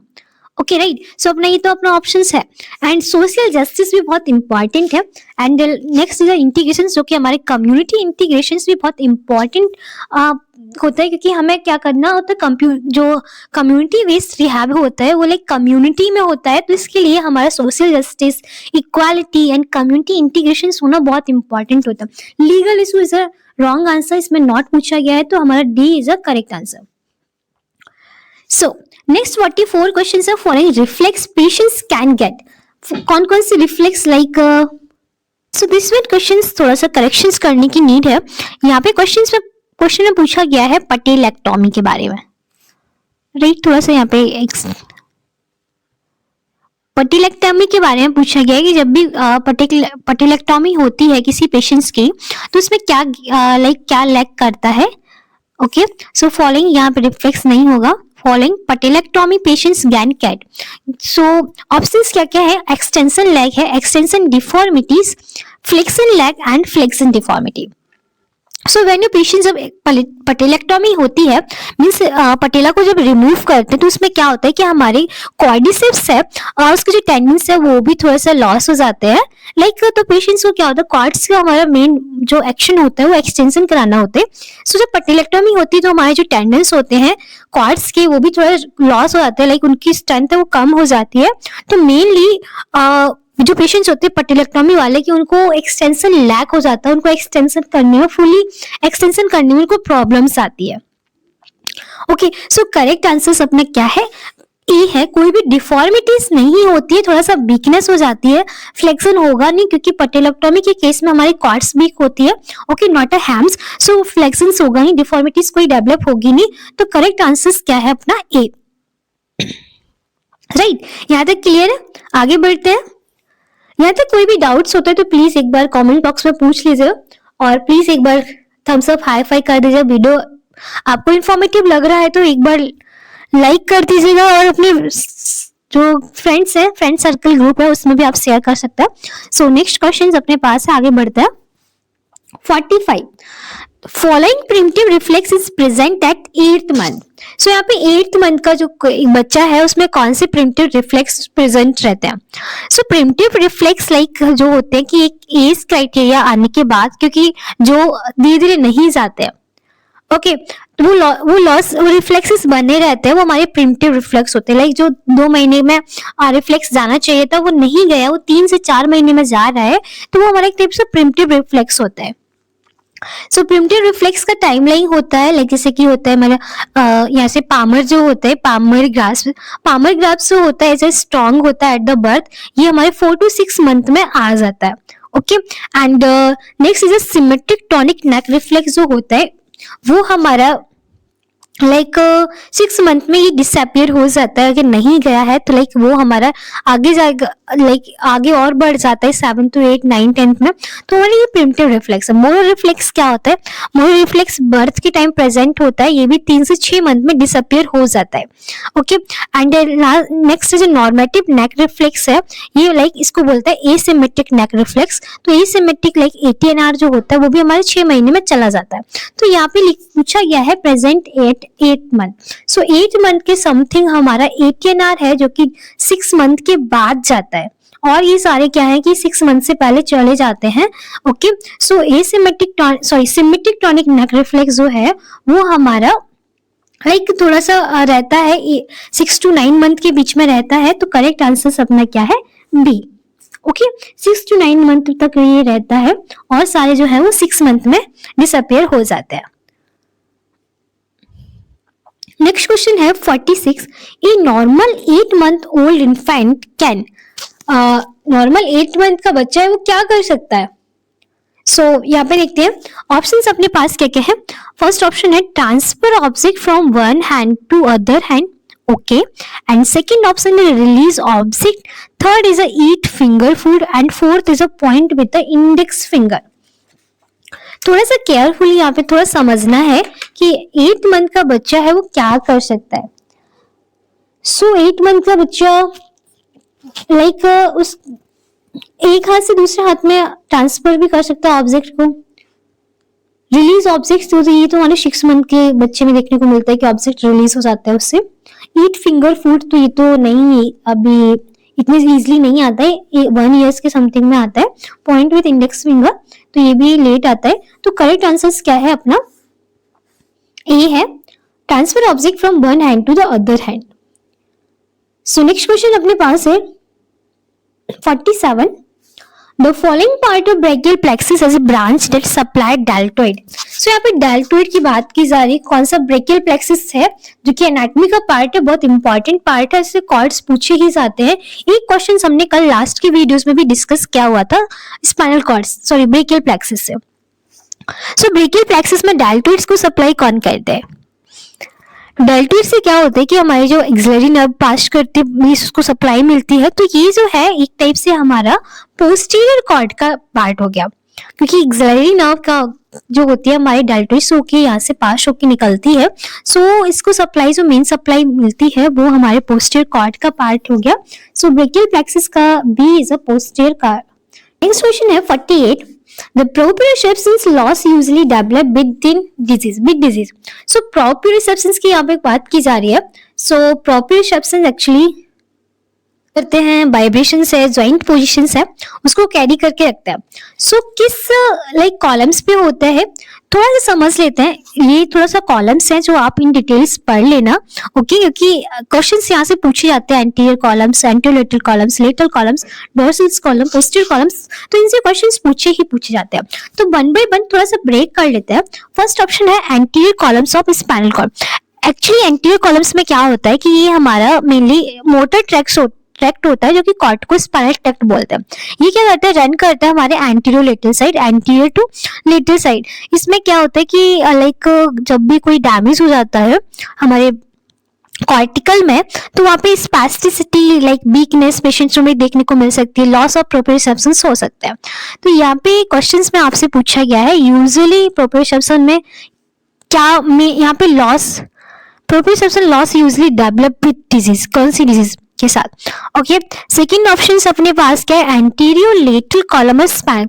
एंटीरियर लेटरल कॉलम जो होता है वो हमारे कैरी करता है पेन के सिग्नल्स को, टेम्परेचर के सिग्नल को, जिसको हम बोलते हैं स्पाइनोथैलेमिक ट्रैक्ट। ये हमारा स्पाइनोथैलेमिक ट्रैक्ट है। फर्स्ट हमारा कॉर्टिको स्पाइनल ट्रैक्ट था, ओके, एंड थर्ड क्या है, लेटरल कॉलम। ये हमारे कॉर्टिको स्पाइनल का ही पार्ट है, मोटर पार्ट्स होता है, जो कि लाइक मोटर साइंस जो हमारे जो एंटीरियर कॉलम्स आते हैं सेंसेशंस को लेके, और लेटरल कॉलम के थ्रू क्या आता है हमारा पास आता है, बैक आता है मोटर सेंसर लेकर। ओके, तो ये हमारा मोटर पार्ट पे होता है। एंड लास्ट है posterior column of spinal cord. तो posterior column of spinal cord में क्या होता है, ये पोस्टीरियर डोर्सल कॉलम जो होता है ये हमारे vibration and joint position sense को लेके जाता है। जब भी इसमें कोई लीजन होता है तो प्रोप्रियोसेप्टिव लीजन्स देखने को मिलता है, लॉस हो जाता है। तो करेक्ट आंसर अपना डी है, posterior column of spinal cord, जो कि हमारे जॉइंट पोजीशंस, जॉइंट के जो वाइब्रेशंस है उनके सिग्नल को लेके जाता है। जब भी कोई पोस्टीरियर या डोर्सल कॉलम में इंजरी होती है तो उस कंडीशंस में प्रोप्रियोसेप्शंस जो है वो लॉस हो जाते हैं। तो 48 में अपना डी आंसर करेक्ट आंसर है। नेक्स्ट क्वेश्चन है अपने पास 49 में क्या पूछा गया है अपन से, ability to stand walk with eye close on send indicate goods. Like किसी पेशेंट्स में स्टैंडिंग करा रहे हैं, वॉक करा रहे हैं विद आई क्लोज के साथ, तो वो क्या सिग्नल्स दे रहा है। ओके, तो यहाँ पे वन बाय वन थोड़ा सा ब्रेक कर लेता है। ये न्यूरो का क्वेश्चन है, इंपॉर्टेंट क्वेश्चन है। ओके, सो प्रोप्रियोसेप्शंस क्या होते हैं, लाइक जॉइंट पोजीशन सेंस के लिए होते हैं, जो कि हमें बैलेंसिंग में हेल्प करते हैं। ओके, बट इसमें क्या होता है कि हमारी जो सरफेस है लाइक वो कैसी होती है, वो नॉर्मल सरफेस होती है। ओके, सो सेकेंड ऑप्शन क्या है, एक्स्ट्रोसेप्टस। सो एक्स्ट्रोसेप्टस क्या होते हैं, ये हमारे एक्सटर्नल स्टिमुलाई के लिए होते हैं, लाइक टच एंड प्रेशर्स के लिए। ओके, सो थर्ड ऑप्शन अपने पास क्या है, वेस्टिबुलर फंक्शंस। सो वेस्टिबुलर फंक्शन लाइक क्या है, ये हमारे सेंसेस हेड पोजीशंस के लिए होता है, जिसमें कि मूवमेंट्स एज अ बैलेंसिंग के लिए, कोऑर्डिनेशन के लिए होता है। ओके, सो लास्ट ऑप्शन क्या है, सोमैटोसेंसरी रिसेप्टर्स, जो कि ब्रॉड टर्म होता है, लाइक इसमें क्या होता है, प्रोप्रियोसेप्शन एंड क्यूटेनियस रिसेप्टर्स दोनों ही होते हैं। तो यहाँ क्वेश्चन जो अपने पास पूछा गया है कि पेशेंट्स है लाइक एबिलिटी टू है उसको स्टैंड वॉक कर ले रहा है, आई क्लोज है, लाइक विजुअल रिसेप्टर्स जो है उसके इनहिबिट है, एंड फिर भी and on stand indicate good. So इसमें क्या होता है, वेस्टिबुलर जो फंक्शंस है, लाइक वेस्टिबुलर जो है वो हमारा करेक्ट ऑप्शन है, क्योंकि लाइक जब आईज क्लोज है तो अपने वो बैलेंस हियरिंग के थ्रू अपने को बैलेंस कर पा रहा है, वो भी एक स्टैंड सरफेसेस पे। ओके, तो करेक्ट आंसर क्या है, सी। नेक्स्ट क्वेश्चन है 50, हाफ ऑफ द हम क्वेश्चंस यहाँ कंप्लीट कर रहे हैं। So squint suggest damage to cranial nerve. Squint like जिसमें क्या होता है कि पेशेंट जो होता है उनकी ऐसा फील होता है कि वो साइडवर्ड देख रहे हैं। ओके, सो अपने पास कौन कौन से ऑप्शंस है, फिफ्थ है लाइक ट्राइजमाइनल, 6 अपने पास है एब्ड्यूशंस, 7th अपने पास है फेशियल, एंड 8 अपने पास है वेस्टिबुलर कॉक्लियर। राइट, तो क्रेनियल जो स्क्विंट होता है वो हमारे एब्ड्यूसेंस जो है नाव, क्रेनियल नाव, वो उसके लिए जब कोई एब्ड्यूसेंस में इंजरी हो जाती है तो जो पेशेंट्स होते हैं उनका एक्स्ट्रा ऑक्यूलर मूवमेंट्स नहीं हो पाता है। लाइक वो क्या होता है कि वो उनकी जो लेटर रेक्टस मसल्स होती है वो उसमें पाल्सिस हो जाती है, लाइक वो वीकनेस हो जाती है, तो उस कंडीशन में उनकी आई है वो मीडियली टर्न हो जाती है। लाइक इसमें पेशेंट्स को स्क्विंट टाइप का देखने को मिलता है। So that's all. So this complete our 50 MCQs marathon classes. So I hope the concepts are clear and helpful for your AMCRE preparations. If you have any doubts, feel free to comments below. I will reply this. So please guys, don't forget to like the video, share with your friends and subscribe to Believe in Therapy for more sessions. Thank you for joining the class. We will meet you next class. So thank you and take care.